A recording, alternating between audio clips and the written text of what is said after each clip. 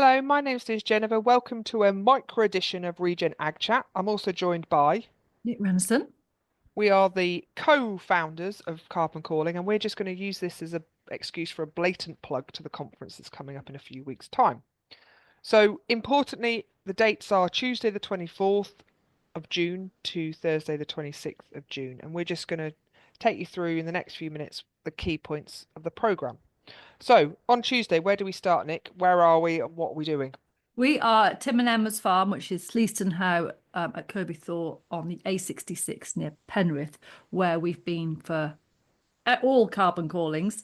There is a slight change on our last day, but the first day, Tuesday the 24th, is at Tim and Emma's farm.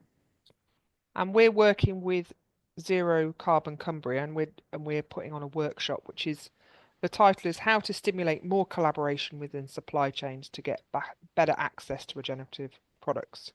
You've used your new friendship with Patrick Holden to get him there, so he's talking. I've lured him there. Yeah, no, so Patrick's going to start he's our first speaker of the day, and his title is Why Do We Need to Care? So Patrick is head of the Sustainable Food Trust. He just does a lot of good things. He's really well connected. He's got a dairy farm, an organic dairy farm in deepest Wales, makes cheese. But also heads up this amazing organisation who is kind of a thorn in the side, really, to government and also bigger agricultural, big ag industry, and it just does a lot of good things. And then we've got a session that's being run by Nicola McFay, and that's entitled We Don't Have Time to Be Small Anymore. How can we build local supply chains? So she's been doing some work with Food Futures, which is based down in Lancashire, and she's identified some areas that we're sort of the 6 areas. One's looking at direct sales, one's looking about how do we establish wholesalers, looking at possible pilots. So sort of the example we're going to talk about is courgette growing in school. One is on public procurement areas. The 5th is on good food education and increasing consumer awareness. And the 6th is on a thriving rural economy. And so we've then found people to also speak in those different areas. So that's a really interactive, there'll be roundtable discussions. It's called a World Cafe discussion, but we're trying to get loads of sort of interest and chat amongst people who are doing things, who want to do things. So we've got some great speakers. So Yannicka Taylor within that group. Yannicka Taylor, she's a arable and sheep farmer from just down the road from here. We have Maria Benjamin from Dodson Wood, who does a lot with wool. She's married to a sheep farmer. And yeah, it'll be a great place where we can do lots of networking and just dig down into all the nitty-gritty detail and all the barriers that people are coming up against. And I suppose our target audience for that it's not just farmers, is it? It's advisors, it's consultants, it's people who work within that supply chain, people who work for local authorities, we're welcoming all sorts of people to that first session on the Tuesday. And we talk about net zero a lot, but it's actually how do we make it happen? How do we get better meat into Carlisle Hospital? How do we get the schools in Cumbria to sell local carrots? Or is that at all possible? Maybe it's not possible, but it's asking those kind of questions. And then we're having lunch, and that's being provided by local suppliers, isn't it? And again, crafted into deliciousness by Janet. Yeah. And then in the afternoon, we're looking more at how can we build them at scale. So we've got Phil Scott, who you work with at Lake District Farmer, and Tim Winder talking. Yeah, they're going to be talking about how Tim supplies Phil with beef and how it ends up on the shelves of the likes of Google Canteen down in London. We've got Paddy Long of Roomy and Dominique Fern, who was also one of our podcast guests, talking about how do we do regen at a bigger scale and look at, like within the supply chain. And Phil Hambling, Liz, he's your...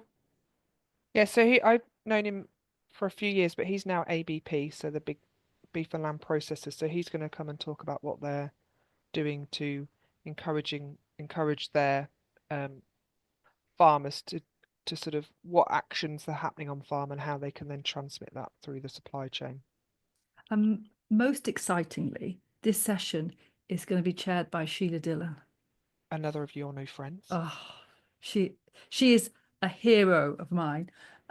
So if you don't know Sheila Dillon, she is the presenter on BBC, the BBC Food Programme, radio programme on Radio 4, and she's really into this, and she will ask difficult questions, and she's going to be there for the first 2 days actually. So if you're into Radio 4 BBC Food Programme, you'll be quite excited. She's going to be kind of there. And you can join Nick at the front for the autographs. And then we finished the day with a panel session. So we're going to be joined by Bobby, who's a chef in Cumbria, Tim Bloomer, who is the founder of Fell Brewery, Nicola, the consultant from the morning, and Phil Hambling from the afternoon. So they're hoping to bring it all together in that final panel session. And so that day finishes at 4 o'clock. And then, new and exciting, is that we're running a family constellation session between 5 and 7 on that first day, which is a real jump into the unknown for us. But I saw one at Oxford Real Farming Conference, and I met the person who's running it at a retreat. So I'm all over this. So we're going to try something a bit different. So if people, a family constellation, Liz, for someone who hasn't got a clue what that is, like me, what is a family I can't even say it. Constellation. So you have an issue holder. So Yeah. in this example, I'm going to be the issue holder, and my issue is going to be how can I engage my family with transformational change at home, or words to that effect. And so this is a technique. So Vanessa is going to be the facilitator. I don't think that's the word they use, but she's going to be the facilitator of the session. And I choose people from within the room to act as proxies for those people who might be being a barrier to me. So I pick someone who's going to be my dad and my mum, my two sisters, and they then help me visualize what I think is the biggest blocker in how that transformational change isn't happening. So for people who are maybe having a bit of a stressful time with working alongside their family, this could be of interest. I think, and I'm really interested in it as a technique, and obviously, and why I'm keen to be the issue holder, but also that it's just a very different way of approaching, as you say, this very common issue, which is that we work in quite complicated businesses from a person perspective. So how can we work through some of that? Okay. And obviously, you can also see me possibly weeping in a corner by the end. So bonus. We haven't decided yet if Liz's dog is actually coming to the conference or not. If it doesn't come, someone has got the task of being Liz's dog in this Which thing. is a barrier to lots of things. Moving on, day 2. So Hang on, we Wednesday. haven't done no, that's okay. Keep going, Liz. Sorry. Go on. I thought we'd So missed. Wednesday, the 25th of June is the what we would consider to be the main conference day. That's what we've sort of badged it. It's called Listen Day, and that runs. So that's in Tim and Emma's shed, and we start with a session which is currently giving to about nature, which you might have to amend, but at the moment I quite like No, it as I a don't think. title. I think we should keep it in there. Is Martin Lyons, the chair of the session, happy? Is the question. Yes, no, I think he is. I think he's because I think it is all about whether we do give to about nature. And yeah, it is to be discussed. But yeah, I think it's good. And we've got well, you met Judith at a session, didn't you? So Judith Hutchinson is a farmer from Scotland, and she's going to come and talk about her experiences, and she's also had a bit of family trauma of how the family have dealt with the changes that she wanted to push through on the farm. Yeah, so Judith farms with her husband and son in Moffat, beef and sheep. She is really into her soil only over the last few years, and she has had a challenging time, possibly with her husband bringing him on the journey. I think her son is definitely with her, and she's very honest and open talking about that. And I think it'll be very relevant to many people in the audience. And then you also, Jannika's coming again, so you know her as well. Yeah, so Yannika's just down the road. They started off, they're new farmers actually. I didn't realize this until I spoke to her a few days ago, but they new entrant farmers used to be contractors, have a lot of rented land, and they grow oilseed rape, and now they grow oats and barley, and she's selling the oil. She's supplying a wheat to a baker, and she's also doing heritage. She's gone down the heritage route. I haven't done that justice, but she is really good at marketing, and she's just, yeah, fresh thinking, and it'll be good. And they're selling the only cooking oil that comes from Cumbria. So anyway, Mm. then the rest of the morning is really dedicated to Jules Matthews, who's the headline speaker for the session for this year. I met her.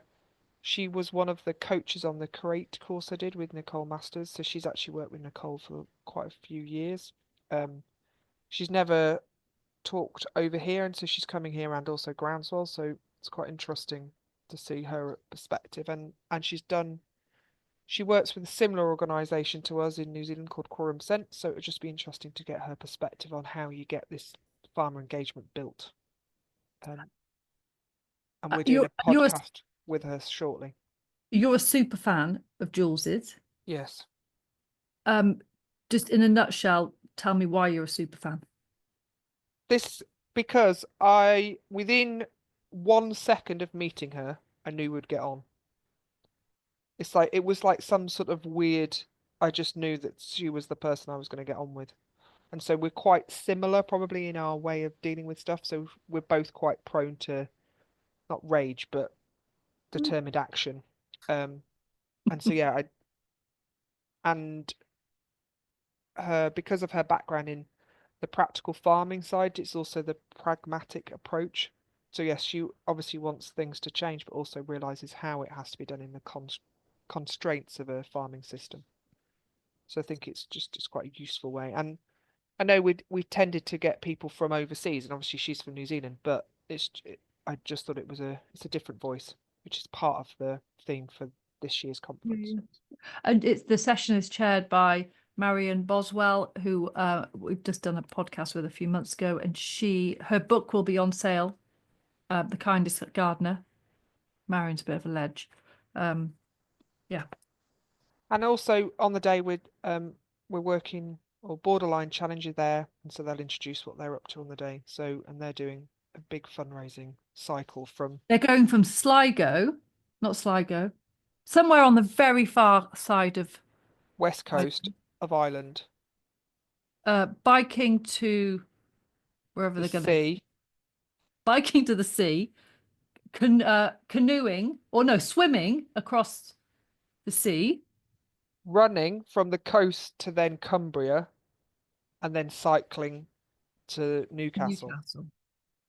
So it's two a brother and a sister and a couple of mates. They farm Kings Meeburn, very close to Tim's, and yeah, they're doing it's to highlight the kind of mental health situation in farming. So and they're randomly so relation to them, I can't think how he's related. Has got a coffee business called Bean and Done. Great name. I think his name is something Done. He is going to be selling posh coffee at the all the way through Carbon Calling. So if you don't like our kind of cheap Nescafe job, help yourself Nescafe, there will be posh coffee you can buy throughout the day. Yeah, and we should have said the borderline challenge are raising money for Rabbi, so that's what the money's going towards. And then we move into an extended lunch break, and there's as what we've done in the past is offer people access to various sessions that are running through the lunch break. And so we've got Silas, who was there last year, Headley Lawrence and Graham Manderson. They've both just completed Create Yellowstone this year, and they're going to be running a session about the unlocking the power of you.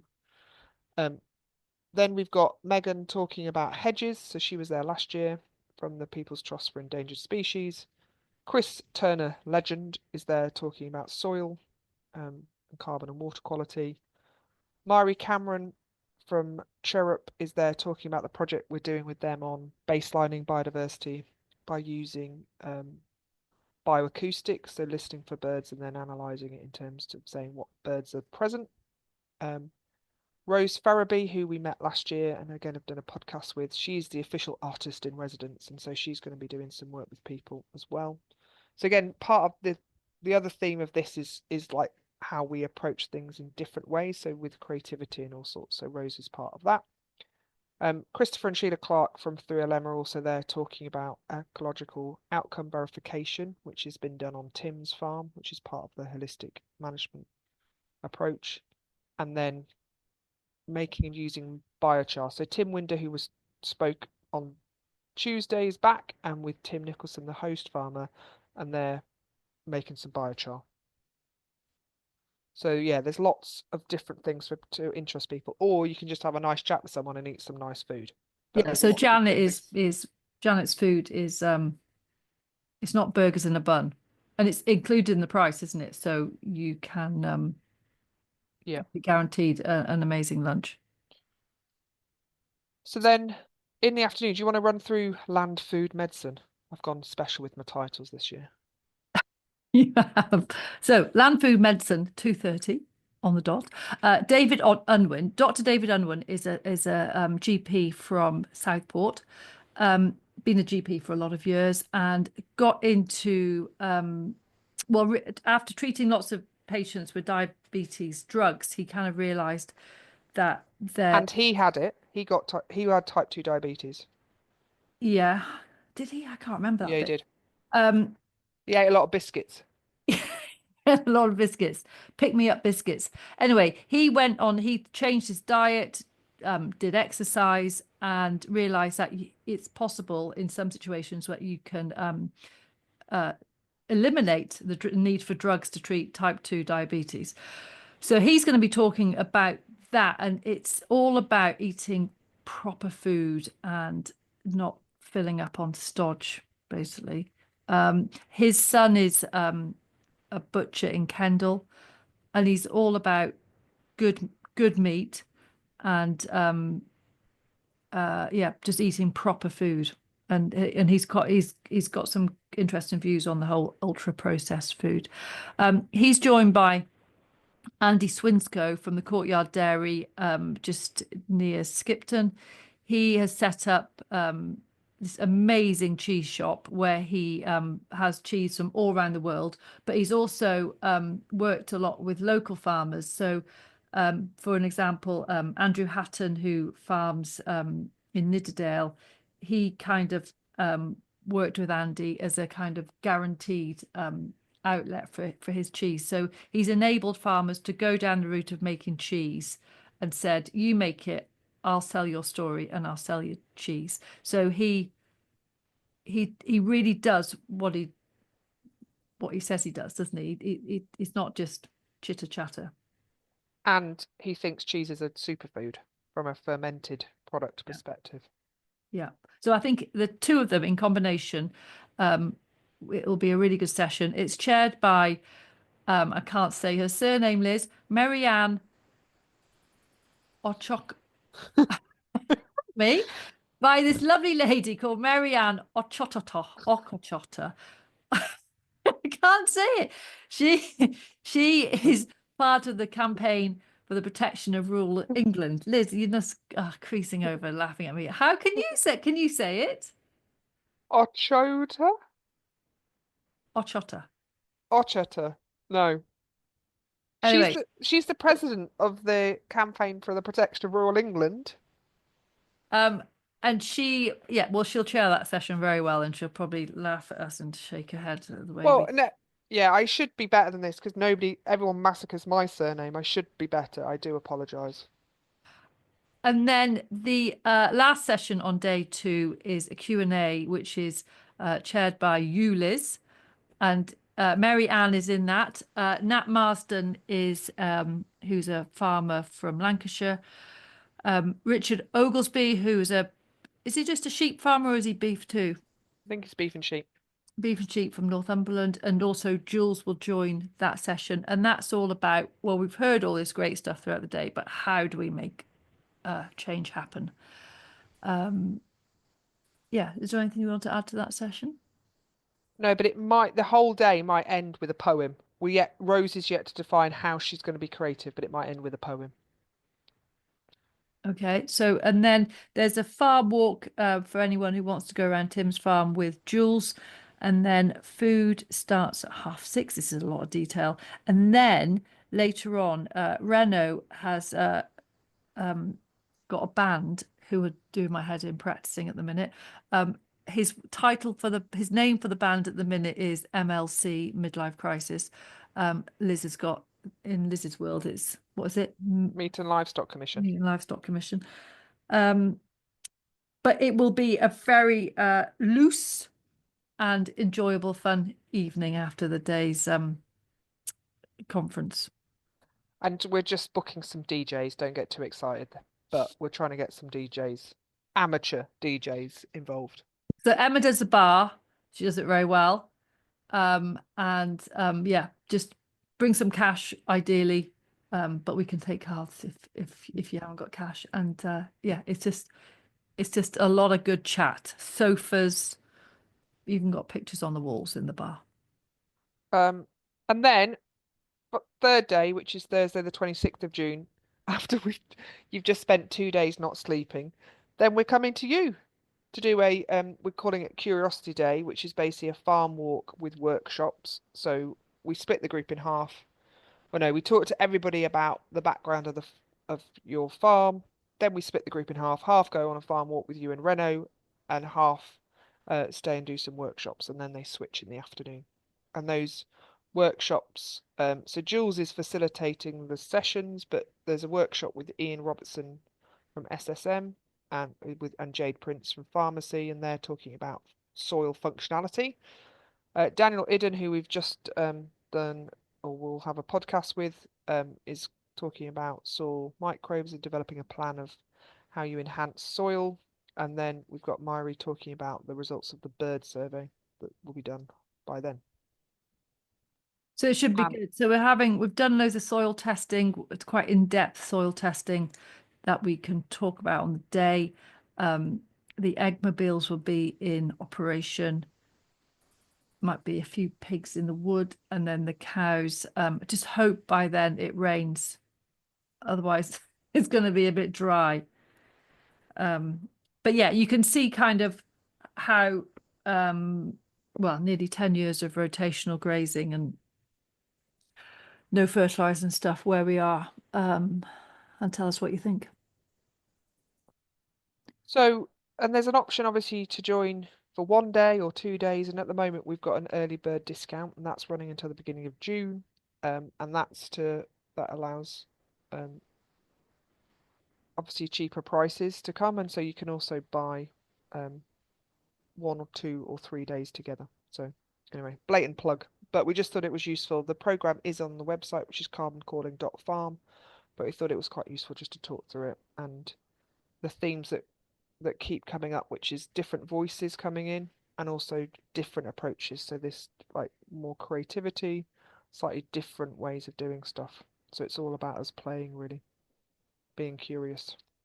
And I think it's a small enough event that if you arrive and you think, oh, I can see that person over there, I need to catch up with them sometime and have a chat, it can happen. Whereas if you go to the bigger events with thousands of people, you kind of see someone in passing and then they've gone.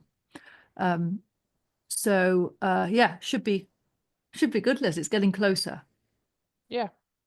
The panic dreams haven't started, so I still think there's weeks away yet. Yeah. On that note, we will leave you to the rest of your day. Thank you.